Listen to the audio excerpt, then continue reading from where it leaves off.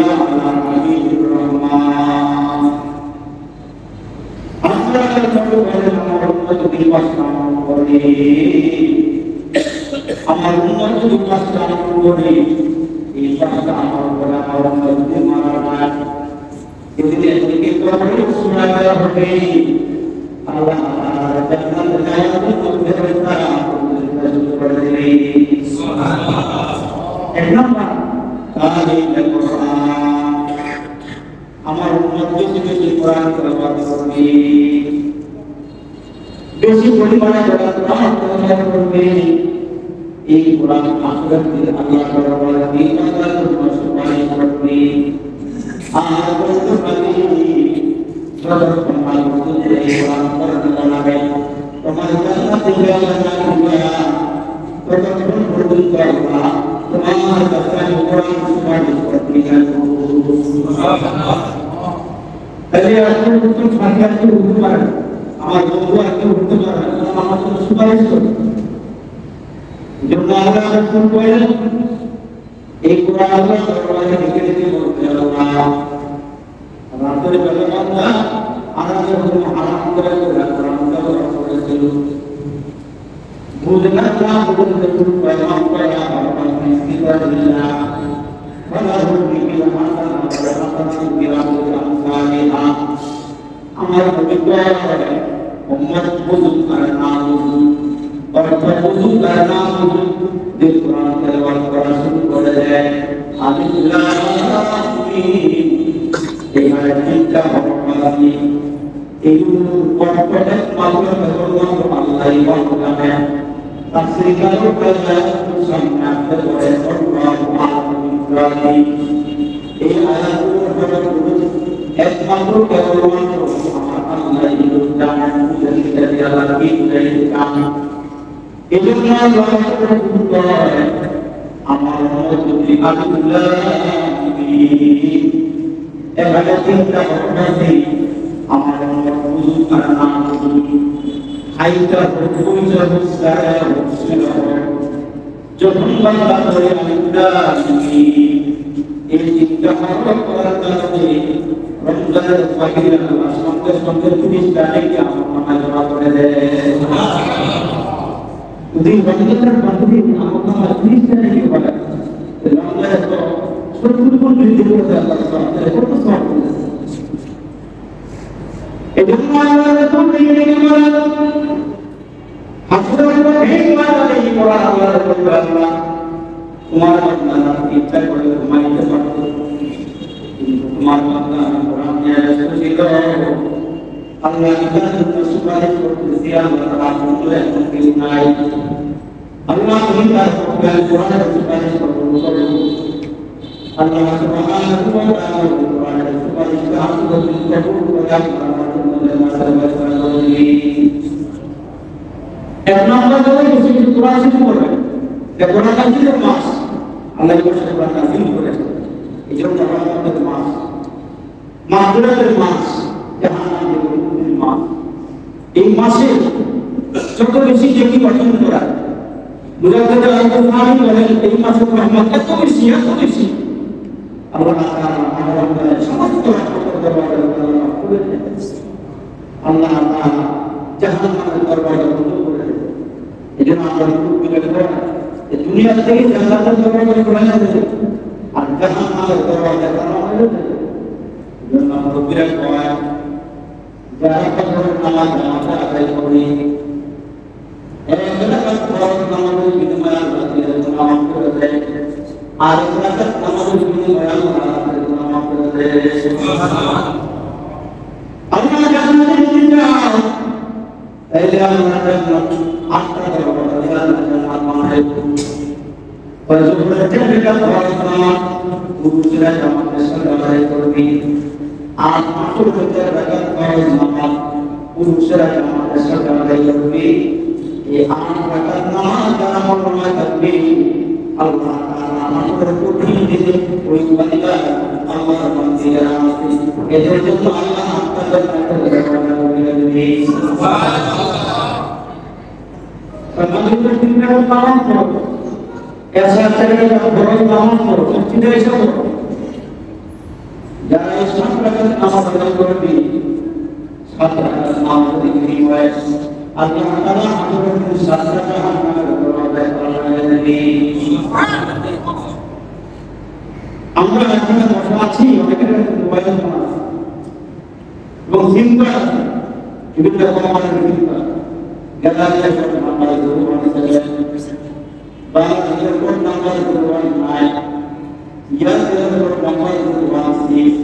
রোমির code number 018, code number আছে আমার সিম card আছে আমি আল্লাহর কাছে নাম্বার আছে, আমার মোবাইল নাম্বার নামাজ আর আমার কোন নাম্বার নামাজ করি, আমরা 3 টাকা হিসেবে নামাজ করি। আমার আল্লাহকে আমার কোন নাম্বার দিই বান্দা বান্দা যখন সিজদা দিয়ে সুবহানাল্লাহ ওই বান্দা বান্দার সঙ্গে আমি আল্লাহর যোগাযোগ করি। আমাদের তো জন্য স্মৃতি করে সিজদা দেওয়ার মধ্যে দেওয়া বিকট মামুন এজন্য আমরা কোনটা করে করি তোমরা পাঁচওয়াক্ত নামাজ জামাতের সঙ্গে আদায় করে নিও, তাহলে ওই বান্দাকে আল্লাহ আমাদের মধ্যে নিয়ে নিব। আমি নামাজ তোমার জন্য আমরা বাজারে চলে গিয়ে থাকি আল্লাহ তাআলা বান্দা তোমার ভালো করতে পারি, তোমার নামাজের দ্বারা জান্নাতে আল্লাহ তাআলা আদম আলাইহিস সালামকে জান্নাতে নিয়ে দিলেন। আল্লাহ দুনিয়াতে পাঠিয়ে যখন আমরা দুনিয়াতে যাই সাইয়্যিদ সামাদ ওয়ালিদ কানে পাওয়ার করতে কানে সন্তানের মাথা মুঠি কানে আল্লাহ কাছে বান্দা তোমার বাড়ি কিন্তু এই বাংলা দুনিয়া তুমি মুসলমানের বাড়ি দোয়া করো জান্নাতে আল্লাহ আগে তোমার বাবার আল্লাহ জান্নাতে নিয়ে পাঠাইছি। আমরা আল্লাহ জানাই যে বান্দা যদি আমার জান্নাতে নিয়ে যাও, যদি আমার জান্নাত দর্শন করতে চাও, বাবার বাড়ি দর্শন করার বাড়ি দর্শন আমি আল্লাহ কাছে সন্তান যদি জান্নাতে যেতে চাও আমি আল্লাহ তাআলা আমার নবীর মাধ্যমে তোমার নামাজ দিয়ে দিলাম, ওই নামাজের অনুসরণ করো, নামাজ আদায় করো। এরকম আমরা শুনিয়া আমি আল্লাহর বন্ধু দিলাম মাথা থেকে নিয়ে পাঁচ বছর বন্ধ দিলাম তোমার জন্ম দিয়েছিলাম কপাল, ওই কপালটা নিজের চোখ দিয়ে দেখা যায় না, কিন্তু আমার দেখি না, ওই মালিকও দেখা যায় না। মালিকাদের রহমাতুল্লাহ আলাইহি বলেন বান্দা বান্দা সিজদা করে বসে সিজদা করে গেলে আল্লাহ জমিন থেকে উঠাইয়া দেয় বান্দা বান্দা আমসি। এজন্য সিজদা দিয়ে আল্লাহর নিকট করতে হওয়া যায়। এই সিজদা যেখানে সেখানে দেওয়া যাবে না, ওটা জায়গা দেখলে সিজদা দেওয়া যাবে না। মাদারের মাদারের দরগা দুর্গা মাতার পায়ে যেখানে সেখানে সিজদা দেওয়া যাবে না। এই কপালের মালিক কপালকে যদি চুলকে যেমন দেখা যায় না, ওই কপালের মালিক আল্লাহকে দেখা যায় না। যদি ইমাম গায্জালী রাহমাতুল্লাহ আলাইহি বলেন যদি তোমরা আল্লাহর নিকট করতে পারতে চাও তাহলে আল্লাহকে কিছু পরিমাণে সিজদা লাগায় দাও। এক একটা সিজদা দ্বারা তুমি আল্লাহর কাছে চলে যাবে, আল্লাহকে নৈকট্য অর্জন করতে পারবে। আল্লাহ যদি মাওলা আল্লাহ তোমার বলে গেলে আল্লাহর জান্নাত তোমার হয়ে যাবে। সুবহানাল্লাহ। এজন্য পাঁচটা আমলের মধ্যে একটা আমল হলো যারা বেশি বেশি কোরআন শরীফ পড়ে, যারা অধিক হাতে কোরআন তেলাওয়াত করে। 2 নম্বরে আল্লাহ রাসূল বলেন ওয়াহাদিদুল ইনসান, যারা জবান তারে নামাজ পড়ে এই জবান দিয়ে আমার কথা বলে না, জবান দিয়ে ওহে কথা বলে না, কোন পরহাসের কাজ নাই, জবান তারে বন্ধ করে রাখবেন। আল্লাহ রাসূল বলেন আমার উম্মার জন্য দেশের গ্রামে দিবি। বুখারী শরীফের হাদিসের মধ্যে হাদিস আল্লাহ রাসূল বলেন মান ইউমানি মা বাইনা ইয়াদাইহি ওয়া মা বাইনা ইয়াদাইহি আল্লাহ বিল্লাহ। নবীজি বলেন আমার উম্মত যদি ভালো করে খেয়াল করে মনোযোগ দিয়ে শুনে মান ইউমানি মা বাইনা ইয়াদাইহি ওয়া মা বাইনা ইয়াদাইহি আল্লাহ বিল্লাহ। আমাদের নবী বলেন আমার উম্মত যদি দেশের গ্রামে দেয় এক নম্বর হলো এই উম্মতরা জবানের গ্রামে দিল এই জবানের হেফাজত করো, জবানের অভিজ্ঞতা করো না, এই জবানের বিপর্যয় এরকম করে মিথ্যা করবো না। যারা জবানের হেফাজত করো আল্লাহ রাসূল বলেন আসল দিলে উম্মতের জিম্মাদার আমার দুই নম্বরে রসুল ডাকতে দুই নামের মাঝখানে যারা লজ্জাস্থানের হেফাজত করে, যারা জিনার বিধান থেকে নিজের লজ্জাস্থানকে হেফাজত করে, যারা বিধানে লিপ্ত হয় না, আল্লাহ রাসূল বলেন দুই নামের মাঝখানে লজ্জাস্থানকে নারী এবং যারা হেফাজত করবে, অপবিত্রভাবে জিনা করবে না, বিচার করবে না, আমার নবীটা জিনা করবে, এই দুইটা জিনিসের গ্যারান্টি যে উম্মত দেবে। আমি রাসূল ওই উম্মতকে আসলে আমার দিন বাজারটা আল্লাহর জান্নাতে পৌঁছাইয়ে দেব। এটা শোনা যায় দুইটা জিনিসের মাত্র আমি দিলে আমার জন্য মাত্র আমার উম্মত হয়ে যাবে, আমার উম্মত হইয়া আপনাকে আমাকে সুপারিশ করে আল্লাহর জান্নাতে পৌঁছিয়ে দেব। এজন্য আল্লাহ রাসূল বলেন আমাদের যখন আল্লাহ মেরাজ নিয়ে গেলেন, আমি যখন মেরাজ করতে গেলাম জাহান্নাম আমার ভুলে দেখাই নদী হয়ে জানি একটা জায়গার মধ্যে দেখলাম বিরাট বড় বিরাট পাতিলা, একটা পাতিলার মধ্যে রান্না করা গোশত, আরেকটা পাতিলার মধ্যে দুর্গন্ধ ময়লা পাতলা রান্না রাখা আছে। আল্লাহ রাসূল বলেন ওই ব্যক্তিগুলো কাছে দিয়ে দেখলেন মানুষগুলো রান্না করা গোশত খায় না, ওই পচা ময়লা দুর্গন্ধওয়ালা বেশি করে হাত পরে মারায়া ওই পচা ময়লা দুর্গন্ধ বস্তুগুলো ভক্ষণ করতেছে। আল্লাহ রাসূল জিবরাইলকে ডাকলেন, বলল জিবরাইল এখানে সুগ্রাণওয়ালা রান্না করা গোশত আছে, এইগুলো তো মানুষ খায় না, পচা দুর্গন্ধে খায় না কারা? আমার নবী রাসূলকে জিবরাইল দেখলেন আপনার উম্মত এরা দুনিয়াতে ওই স্ত্রী থাকার পরেও এরা পরকীয় লিপ্ত হয়ে আকাম বিজ্ঞানে লিপ্ত হয়ে যেটা বিচারে লিপ্ত হয়ে এরা দুনিয়াতে দুর্গন্ধ ছড়াইছে, এরা নাপাক খাইছে, এরা হারাম খাইছে, হারাম খাইছে, এগুলো দৃষ্টান্ত হচ্ছে এরা কিয়ামত পর্যন্ত এরা জাহান্নামের ভিতরে এই প্রকার বস্তুই ভক্ষণ করবে। এই জন্য আল্লাহ রাসূল বলে আমার উম্মত যদি দুইটা জিনিসের গ্যারান্টি দেয়, আমি রাসূল ওয়াদা করব উম্মতের কাছে আসলে উম্মত আমার উম্মতের আমি আপনাদের জান্নাতে সুবহানাল্লাহ। তিন নম্বর আল্লাহ রাসূল বলেন তিন নম্বরে যারা ক্ষুধার্ত মানুষকে খানা খাওয়ায়, অসহায় দরিদ্র মানুষ যারা খাবার খাইতে পারে না, ঘরের মধ্যে খাদ্য নাই, আল্লাহ রাসূল যারা সুস্থ নিয়ে নিয়া দুঃখী অসহায় মানুষগুলোকে খানা খাওয়াইল, আল্লাহ রাসূল বলেন ওই উম্মতের জিম্মাদার আমি,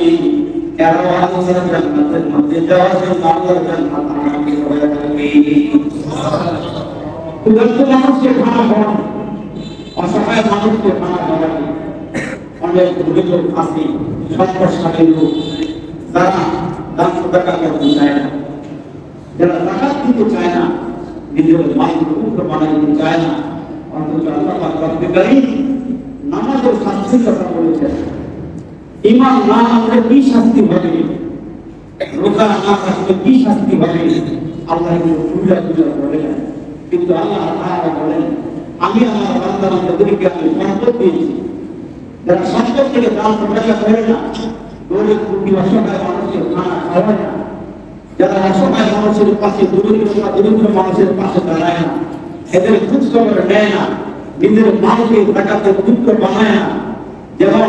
আল্লাহ রাব্বুল কারীম আমাদেরকে জায়গায় জায়গায় জানাই দিয়েছেন ওয়াল্লাযীনা ইয়াকতুনা যাহাবা ওয়াল ফিদ্দা ওয়ালা ইউনফিকুনাহা ফী সাবিলিল্লাহ। আল্লাহ রাব্বুল কারীম বলেন যারা সম্পদকে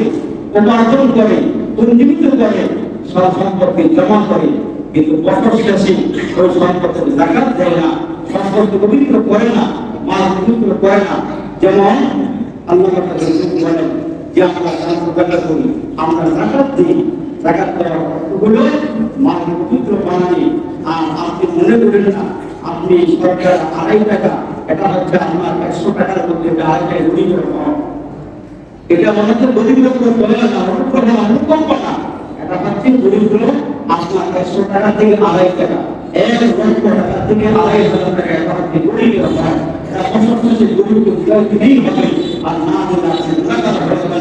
আমাদের সম্পদ যখন বরকত থাকে তখন আমরা হিসাব করে জাকাত দিই। আবার যখন সম্পদ অনেক কিছু হয়ে যায় তখন কিন্তু আমরা যখন দেখি যে 1 কোটি টাকার মধ্যে 2.5 লক্ষ টাকার জাকাত, 100 কোটি টাকার মধ্যে 2.5 কোটি টাকার জাকাত যখন একসঙ্গে টাকা বেশি হয়ে যায় তখন আমাদের খুবই অসুবিধা হয়, কিন্তু মন চায় না। তখন একটা কাজ করি, বড় বড় ইন্ডাস্ট্রি বিল্ডের মালিক কি করে, ম্যানেজারকে ডাকিয়ে দিয়ে বলে এই 1 ট্রাক 2 ট্রাক 3 ট্রাক কাপড় কিনো, কাপড় কিনে এগুলো গরিব অসহায়দের মধ্যে এগুলো বন্টন করে দাও। তখন মাইকিং করে আওয়াজ দিয়ে আমরা জাকাত দিই। আসলে এগুলো জাকাতের কোনো সিস্টেমের ভিতরে পড়ে না। এখন একটা গরিব মানুষ সে ঋণী আছে, অভাবগ্রস্ত আছে, তার একটা পরিশোধ করা দরকার, তার এখন চিকিৎসা করানো দরকার, সে অনেক টাকা ঋণ দেওয়া দরকার। আপনি তার একটা জাকাতের কাপড় দিয়ে দিলেন, একটা জাকাতের লুঙ্গি দিয়ে দিলেন, তার প্রয়োজন হচ্ছে চাউল, তার প্রয়োজন হচ্ছে চিকিৎসা, তার প্রয়োজন হচ্ছে ঋণ আদায় করা। আপনি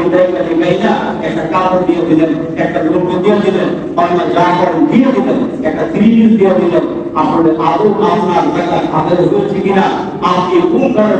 হিসাব করে জাকাত দেওয়া করো। আপনার মায়ের বছর শেষে হিসাব করে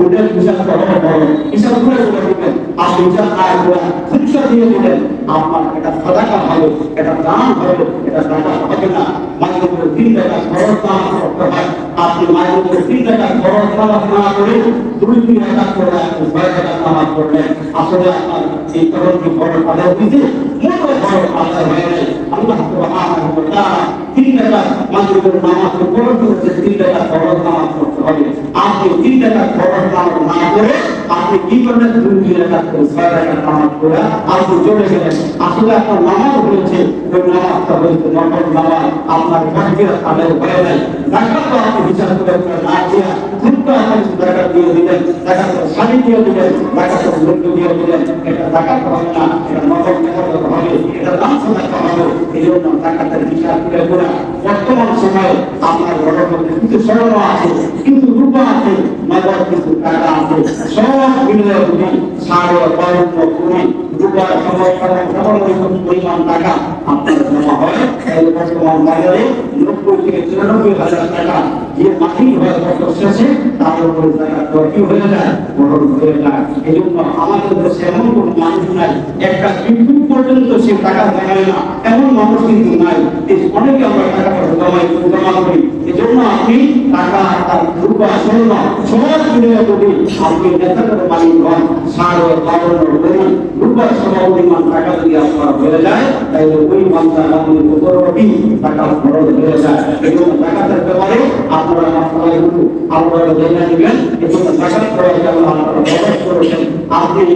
1 লক্ষ টাকার প্রতি 2,500 টাকা জাকাত দিয়ে দিলে আপনার মাল পবিত্র হয়ে গেল। আর এই মালের বিনিময়ে আপনার সত্যিকে হাতে নিয়ে নিলেন। আমাদের নবী সাহাবাদের সামনে ওয়াজ করতেছেন, ওয়াজ করার সময় যারা আমাদের ব্যাপারগুলো মাল পবিত্র হবে, আমাদের ইমানের জিম্মাদারি আল্লাহ সুবহানাহু হাতে নিয়ে নিলেন। সাহাবাদের সামনে ওয়াজ করতেছেন, ওই রাস্তায় একজন খ্রিস্টান মহিলা আমার কাছে গিয়েছেন। ওই মহিলা আমার রাসূলের বয়ানটা শুনলেন, শোনার পরে সে ছিল বড় ব্যবসায়ী, সে তার মালের টাকা মালের টাকা দিয়ে দিয়া মনে মনে চিন্তা করে এই মদিনার মাটিতে মুহাম্মদ রাসূলুল্লাহ এত সত্যবাদী লোক আর একজন নাই। মুহাম্মদ যেটা বলে এটা পরিপূর্ণ সত্য কথাই বলে, আমি আমার মালের টাকা দিয়ে দিলে আমার মা তিনি দিয়েছেন তিনি হেফাজত করবেন। ঘটনাক্রমে কয়েকদিন পরেই ওই মহিলার কাছে সংবাদ আসছে যে আপনার কামরা দিয়ে ব্যবসার মালামাল আনতে মালামাল জাহাজ করে দিয়ে আসতেছে। ওই বিশাল বড় টাকা দিয়ে ধরেছে, অনেক টাকা একত্রিত হয়ে ওই জাহাজ ছিনিয়ে নিয়ে গিয়েছে, মালামাল ছিনিয়ে নিয়ে গিয়েছে। কিন্তু মহিলার মনে ভাব হইল যে আল্লাহ রাসূল মুহাম্মদ রাসূলুল্লাহ সাল্লাল্লাহু আলাইহি ওয়াসাল্লাম জিন্দেগিতে কোনোদিন মিথ্যা বলে নাই। যেহেতু মুহাম্মদ রাসূলুল্লাহ বলেছেন যাকাত দিয়ে ওই মালের হেফাজত কামনা করেন, তাই আমার পূর্ণাঙ্গ বিশ্বাস মুহাম্মদের উপরে আছে, আমার মাল পবিত্র হবে।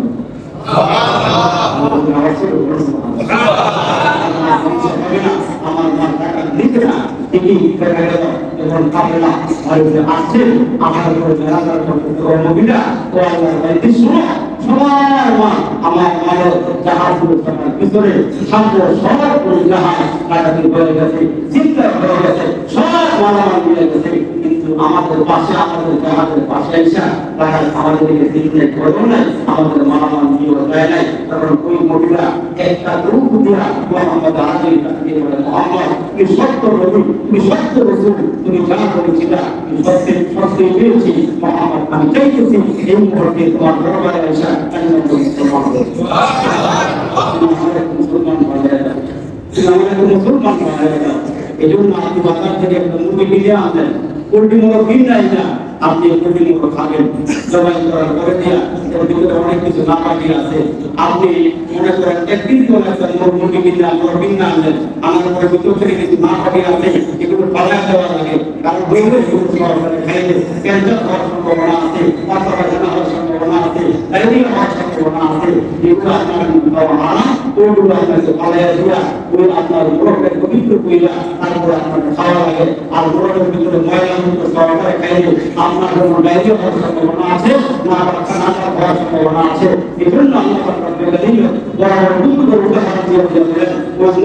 একদিন দিকে যেমন আড়াইশো গ্রাম পালায় দেওয়া তারপরে খাওয়া লাগে তার কারণ সবগুলো একসাথে খাইলে যেমন নাপাক হয়ে যায় ঠিক তেমনি তোমার মায়ের বছরে একবার বেটা দিয়ে দিয়া তোমার মাছ চিত্র বানায় ওই সম্পর্ক নিজে খাও তোমার সন্তানদেরকে খাওয়া পরিবারকে খাওয়া তার কারণ দৌড় দলীয় খাওয়া আদায় করে দেয় এই জন্য আল্লাহ রসুলকে আল্লাহ জানায় দিয়েছেন অল্লাযীনা বিযাকাতি ফাআইলুন ওরসুল আপনার উম্মতকে জানায় দেন এরা যেন যাকাত আদায় করে এরা মালের হিসাব করে যাকাত দেয় সেই মাল যা আছে সর্বত্র আমার টাকা পয়সা সব কিছু এগুলো যদি বছর অতিক্রম করে তাহলে যাকাত চলে আসে যেন যাকাতের অনেক মাত্রা আমাদের আছে এগুলো আমার কাছ থেকে জেনে জেনে এগুলো আপনি যাকাত দিয়ে দিবেন যেমন আল্লাহ রাসূল সাল্লাল্লাহু আলাইহি নবী মুহাম্মদ রাসূলুল্লাহ সাল্লাল্লাহু আলাইহি ওয়াসাল্লাম মসজিদে নববীতে একজন লোক ছিল তার নাম ছিল সাহাবা এই সাহাবা রাসূলকে খুব ভালোবাসে রাসূলকে খুব মহব্বত করে মসজিদ গাড়িতে আল্লাহ নবীকে খুব ভালোবাসে এজন্য আল্লাহ রাসূল বলে দিয়েছেন আমার উম্মতেরা শোনো তোমরা যারা নবী পাইবে না সাহাবী পাইবে না তোমাদের কাছে রাসূল বলে গেলেন মান নাযারা ইলা রাব্বি আলিমিন তাকিহি বাদাআল্লাহ নাযারা ফি হাদরাতিহি ওয়া দুনিয়ার মানুষেরা শোনো তোমরা যারা নবী পাইবে সাহাবী পাইবে তোমাদেরকে অবগত করে দিই তোমাদেরকে জানাই দিই তোমরা আলেম ওলামার চেহারা দিকে তাকাইবা খতিবের চেহারা দিকে তাকাইবা ইমামের চেহারা দিকে তাকাইবা মুয়াজ্জিনের চেহারা দিকে তাকাইবা উসমানের চেহারা দিকে তাকাইবা আসাদের কেরামের চেহারা দিকে তাকাইবা কুল্লুল আলেমের চেহারা দিকে তাকাইবা সাহাবায়ে কেরাম জিজ্ঞেস করলো আল্লাহর রাসূল এরা যদি আপনারা না হয় সাহাবী না হয় আলেম ওলামার চেহারা দিকে তাকাইলে লাভ হবে কি মক্কা মদিনার দিকে তাকাইলে সওয়াব হয় কোরআনের দিকে তাকাইলে সওয়াব হয় আম্মার চেহারা দিকে তাকাইলে আল্লাহ কবুল করে সওয়াব দান করে তাহলে আলেম ওলামার চেহারা দিকে তাকাইলে কি লাভ হবে আমাদেরকে একটু বলবেন কি আল্লাহর রাসূল বলেন মান নাযারা ইলা রাব্বিল আলামিন তাকিয়্যান ফাকান্নামা নাযারা ফি হাদরাতিহি আল্লাহর রাসূল বলেন দুনিয়ার সাধারণ মানুষ যদি আলেম ওলামার চেহারা দিকে তাকায় তাহলে শিরক মানুষের চেহারা দিকে তাকায় সুবহানাল্লাহ رسول الله عليه الصلاة والسلام من صافح من صافحني ومن صافحني كان معي في الجنة ولا أمتنا سنة من قريت جاء عن رسول الله على جنة بيت جاء على ما سنة بياد كلنا حاضر على سنة بياد كلنا وذلك الرسول جاء من صافح من صافحني ومن صافحني كان معي في الجنة ذلك على ما حدث على أصحاب المصطفى قالوا شيء من رسول حدث على المصطفى قالوا আর জান রসুলের সাথে মুস্তাফা করবে হাসরের কোটি ময়দানে উম্মতরা নবীর সাথে জান্নাতে সুবহানাল্লাহ ওই সাহাবা রসুলকে খুব ভালোবাসে ওর মহব্বত করে দুরূদ সাহাবী নবীর কাছে এসে আল্লাহ রাসূল আপনার দোয়া চাইলে কবুল করে আপনি আমাদেরকে দোয়া করেন আল্লাহ তাআলা আমাদের দুরূদগুলো কবুল করে আমাদের সম্পদশালী বানায় দেয় আল্লাহ তাআলা আমাদের টাকা পয়সার মালিক বানায় দেয় রাসূল আলাইহি সাল্লাম বলেন আমি যে তরিকার ভিতরে আছি এই তরিকাটা তোমার ভালো লাগে না তোমার কি পছন্দ হয় না হ্যাঁ তাহলে তোমার কি পছন্দ হয় না তো তাহলে রাসূলকে রাসূল আল্লাহ রাসূল আমার পছন্দ হয় তবে আপনি যদি আমার জন্য দোয়া করে আমার সম্পদ বাড়াতে পারেন আমি ওয়াদা করতেছি যে পুঙ্খানুপুঙ্খানু সম্পদের সব আদায় করব যেখানে যেটা দরকার ওই সবার কাছে আমি আমাদের এই সম্পদ পৌঁছে দিতে দোয়া করেন। পরপর 3 বার আইসা এই নানা দরখাস্ত করলেন, আল্লাহ রাসূল তার জন্য দোয়া করলেন। আবু সুফিয়ান তুমি কি ব্যবসা করবা? ওই সময় খালেদ বকরি বাজার ছিল, বড় ব্যবসা, উন্নত ব্যবসা। ওই খালেদ বলতেন আল্লাহ রাসূল আমি একটু বকরি ব্যবসা করতে চাই। রাসূল বলেন ঠিক আছে শুরু করে দাও। আমি যখন দোয়া করেছি আল্লাহ তাআলা তোমার কাছে বরকত দান করুন। সুবহানাল্লাহ। कोई सारा रुसुलाना सरकार द्वारा के निवास के द्वार हुआ वो भीतर आना शुरू कर दिए विशाल और हमारे भीतर वो भीतर आना मूर्ति गया अल्लाह रसूल की सूरह ऐसा तो बड़े नमाज आपके नमाज कैसा नमाज फजर नमाज पांच वक्त नमाज अल्लाह रसूल की सूरह की मुताबिक करी वो दुनिया चाहता है सब करते आगे पूरे पिछले इस्लामाते नामाज करते एक बच्चों जब तक आ जाते वो पूरे आगे हुआ एवं पूरे कोमल होते जगह जगह जो माथे ऊपर से मुट्ठी जरा पूरे तरह करते एक माथे से तो एक बार संकट हुई से सना तार मुट्ठी जरा होते ऐसा उन्नति वासु होते पढ़ने वर्षों से ग्राम एक विशाल और मानिया कोई ग्राम में मुट्ठी जरा और पूरे আর এত ব্যস্ততা এখন বেড়ে গেছে এই ব্যস্ততার কারণে এখন নবীদের পিছনে পাঁচ ওয়াক্ত নামাজ পড়া তার জন্য ভাগ্য পায় না। এখন সে শুধুমাত্র কেবলমাত্র 3 ওয়াক্ত নামাজ পড়ে যোহর আর আসর। উন্নতি না অবনতি কিন্তু ব্যবসার মাধ্যমে শুরু করে পাচ্ছে। কিন্তু দ্বিতীয় বর্ষা হয়েছে আরো গ্রামের ভিতরে গিয়া শহরার্থী গ্রামের জায়গাটা আমাদের কম থাকে সেই তিনটা জুড়াই ছোট বড় মাঠ হবে এত বড় একটা মাঠ দিয়ে এখন সে রুটির লালন পালন করে এখন তার এমন হয়েছে বিরক্ত নামাজ গেছে এখন শুধুমাত্র কেবলমাত্র সপ্তাহে একদিন আইসা রসুলের ভিতরে জুমার নামাজ পড়ে। আল্লাহ রাব্বুর রহমতের নামে একদিন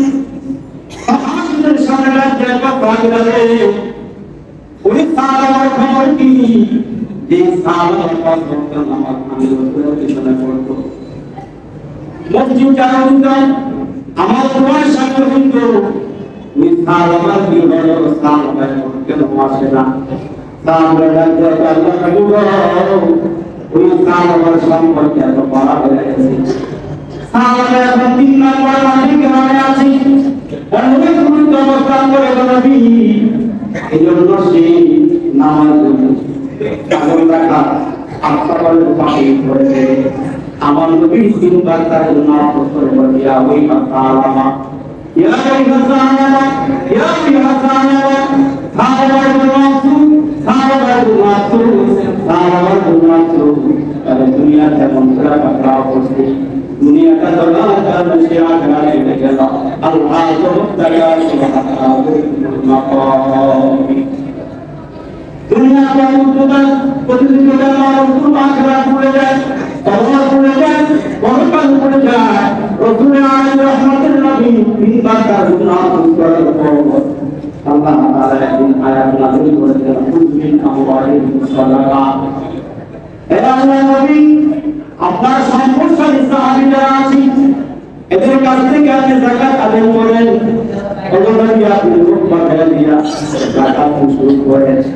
রাসূল আলামিনের সাহাবী পাঠাইতে বলে যাও উমরের কাছে যাও যাকাত আদায় করার জন্য আল্লাহ হুকুম নাযিল করে আয়াত নাযিল করে যাও সাহাবীরা কইরা যারা সম্পদশালী ওদের বাইরে গেল যদি তোমরা মুকরিনি করে গিয়া এখন ধনী লোকের কাছে বলো ভাই আল্লাহ রাসূল আমাদেরকে তোমার কাছে পাঠাইছেন যাকাত দেওয়ার জন্য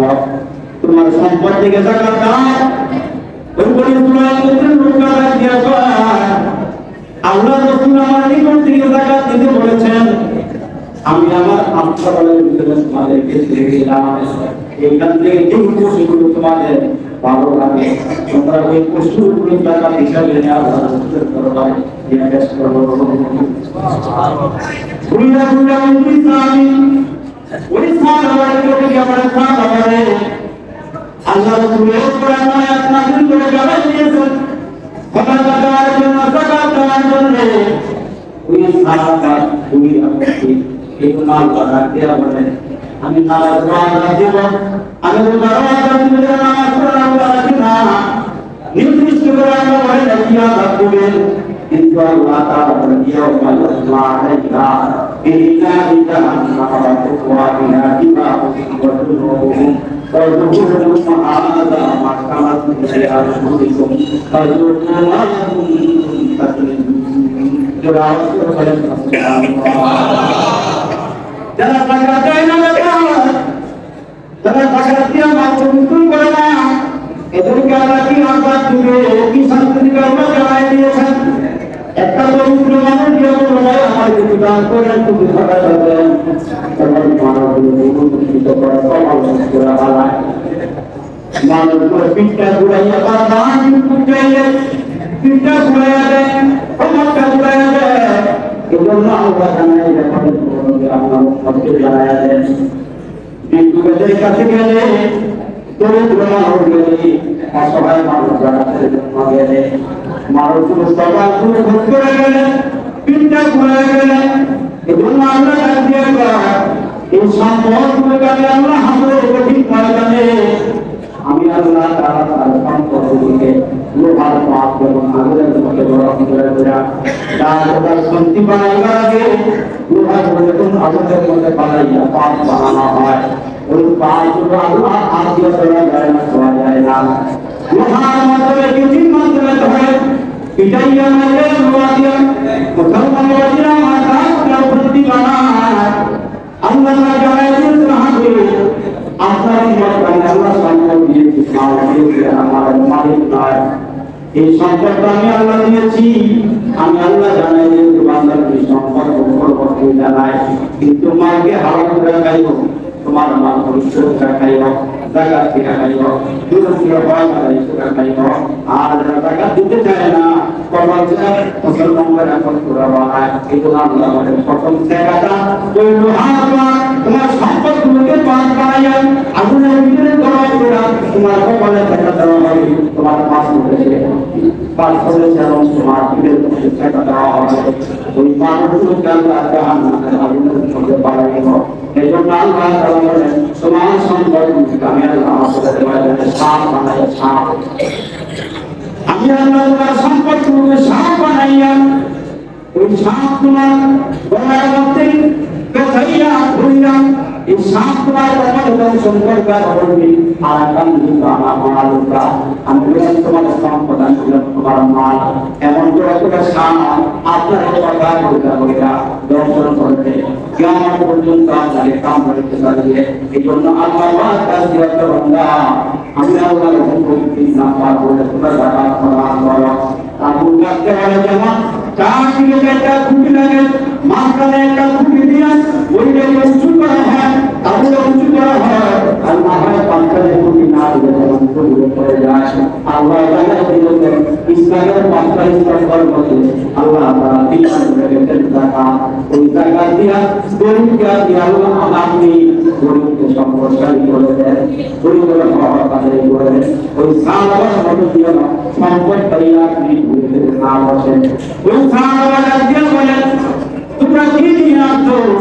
আল্লাহ রাসূল মুহাম্মদ রাসূলুল্লাহ সাল্লাল্লাহু আলাইহি ওয়াসাল্লামের কাছে আল্লাহর পক্ষ থেকে আয়াত নাযিল হয়েছে তোমার নিকট থেকে যাকাত নেওয়ার জন্য যখন সাহাবারা কি করে ওরা আমাদের সম্পদ বৃদ্ধির জন্য দোয়া করছে আমাদের সম্পদ বাড়াতে চায় সাহাবারা সকল উপরে সাল্লাল্লাহু আলাইহি ওয়াসাল্লামের সঙ্গে ওয়াদা করতে হয়েছিল আমার যেখানে হক আছে আমি সব দুনিয়ার হক আদায় করব আপনি একটা দোয়া করেন আল্লাহ সম্পদ বাড়ায় দেন তার সম্পদ এত বাড়াই পাচ্ছে কিন্তু মুসলিমের পক্ষ থেকে খবর পাইছে টাকা দেওয়ার জন্য সে বলতেছে এগুলো জিজিয়া হয়ে গেল এগুলো কম হয়ে গেল এগুলো ট্যাক্স হয়ে গেল আমি মুসলমান হইয়া যদি আদেশ পালন করতে গিয়া আমি বিদেশে ট্যাক্স দিব আমি বিবেচনা করব তারপরে আমি টাকা দিব এদেরকে জাকাতের সম্পদ দেয় না কারোর থেকে বকুল বেড়া থেকে কিছু দেয় নাই এদেরকে দেওয়া দিচ্ছে ওই দুইজন সাহাবী আল্লাহ রাসূলের কাছে সমস্ত কাম করেছে সে নাকি বিবেচনা করবে জাকাত দিবে কি দিবে না বিবেচনা করে সে খবর দিবে আল্লাহ রাসূল আবার তার জন্য আফসোস করলেন আর বললেন সাহাবা আল্লাহর দেওয়া সম্পদ থেকে তুমি যাকাত দিয়া তোমার মাল পবিত্র করবা তুমি দিবা না ঠিক আছে সঙ্গে সঙ্গে আল্লাহ রাসূলের দরবারে আরেকটা আয়াত নাযিল হয়ে গিয়েছে এই সাহাবার বিরুদ্ধে এবং ওই সাহাবার কিছু লোক আল্লাহ রাসূলের দরবারে বসা ছিল এর বিপক্ষে যখন আয়াত নাযিল হয়ে গেল তখন কয়েকজন নবী লিখিয়া ওই সাহাবার কাছে সংবাদ দিল সাহাবা তুমি তো ধ্বংস হয়ে গেল তোমার বিরুদ্ধে আল্লাহ নবীর কাছে আয়াত নাযিল হয়ে গিয়েছে তুমি যাকাত দিবে না কেন কারণ এই খবর হইয়া আফসোস করতে করতে তার সম্পদ থেকে ভালো ভালো কিছু সম্পদ ভালো ভালো শক্তি করা দিয়া আল্লাহ রাসূলের দরবারে গিয়ে হাত উঠান করেছেন আল্লাহর রাসূল আমি বুঝতে পারি না আপনি আমার যাকাত গ্রহণ করেন আল্লাহ রাসূল বলেছেন তোমার বিরুদ্ধে আয়াত নাযিল হয়ে গিয়েছে আমি তোমার যাকাত এই মুহূর্তে গ্রহণ করতে পারবো না আমি তোমার যাকাত দিতে পারবো না রাসূল আলাইহিস সালাম দুনিয়া থেকে বিদায় হয়ে চলে গেলেন ওই সাহাবা আমার যাকাত দিতে মানা দিয়ে আবু বকর সিদ্দিকের দরবারে গিয়ে বলেন আবু বকর আপনি আমার যাকাত গ্রহণ করেন আবু বকর সিদ্দিক বলেন যেখানে আল্লাহ রাসূল তোমার যাকাত গ্রহণ করেন সেখানে আমি গ্রহণ করতে পারবো না আল্লাহ রাসূলের সাহাবী আবু বকর সিদ্দিক দুনিয়া থেকে বিদায় হওয়ার পরে হযরত ওমরের দরবারে আমার ওই সাহাবা যাকাতের কিছু মানা নিয়ে গিয়েছে হযরত ওমর বলে যেখানে আমার রাসূল গ্রহণ করে নাই যেখানে আমার নবী গ্রহণ করে নাই যেখানে আবু বকর সিদ্দিক গ্রহণ করে নাই সেখানে আমি তোমার যাকাত গ্রহণ করতে পারবো না হযরত ওমর দুনিয়া থেকে বিদায় হওয়ার পরে দেখেন তার লম্বা হায়াত এই সাহাবা আমার তার সম্পদের যাকাত দিয়া হযরত উসমান গনির দরবারে গিয়ে বলে উসমান আপনি আমার যাকাত গ্রহণ করেন আপনি আমার যাকাত নেন আমার যাকাত নিয়ে পবিত্র মাঝে বন্টন করে দেন হযরত উসমান গনি বলেন যেখানে আমার রাসূল গ্রহণ করে নাই হযরত আবু বকর গ্রহণ করে নাই হযরত উসমান হযরত ওমর গ্রহণ করে নাই সেখানে আমি উসমান গ্রহণ করতে পারবো না হযরত উসমান গনি আমলে ওই সাহাবা মৃত্যু হয়ে গিয়েছে সম্পদ ছায়া সেই যাকাত দেয় নাই সেই বিরুদ্ধে কিছু করে নাই এজন্য আল্লাহ রাসূল বলেন আমার উম্মতেরা তোমরা যাকাত দিয়া দরিদ্র বিমোচন করো অসহায় মানুষকে দিয়ে দাও এজন্য আমরা রমজান মাসে 70 কোটি সওয়াব অর্জিত হওয়ার কারণে আমরা রমজান মাসে যাকাত দিই কিন্তু বছর যখনই হবে রমজান হোক আর রমজানের আগে হোক আপনি যখন আপনি টাকার মালিক হয়েছেন তখন থেকে আপনি এক বছর পূর্ণ হলে আপনি যাকাত দিয়ে দিবেন আল্লাহ তাআলা আমাদের সকলকে আজকের এই কথার উপরে আমাদের প্রত্যেককে আমল করার তৌফিক দান করুন আল্লাহ তাআলা আমাদের